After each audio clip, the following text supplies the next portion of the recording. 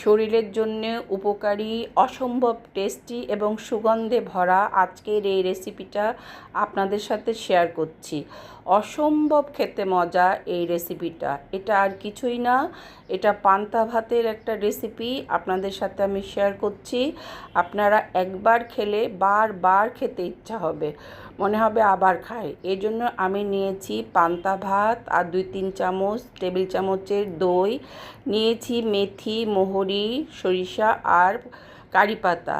এগুলোকে চুলায় দিয়ে আমি ভেজে নিচ্ছি। যেহেতু মেথি একটু তিতা, আপনারা কেউ চাইলে এটা বাদ দিতে পারেন। এরপরে আমি দিয়ে দিলাম টক দই আর পান্তা ভাত যেটা ছিল সেটা ওটার মধ্যে দিয়ে আমি এটাকে ভালোভাবে একটু নেড়ে চেড়ে মিশিয়ে নিচ্ছি এবং স্বাদ মতো আমি লবণ দিয়ে দিলাম। লবণ দিয়ে এটাকে আরেকবার একটু আমি নেড়ে চেড়ে দিব। হয়ে যাবে আমার খুবই মজাদার, অসম্ভব শরীরের জন্য উপকারী প্রোবায়োটিক একটা খাবার। আপনারা সবাই খাবেন এবং ভালো থাকবেন। আসসালামু আলাইকুম।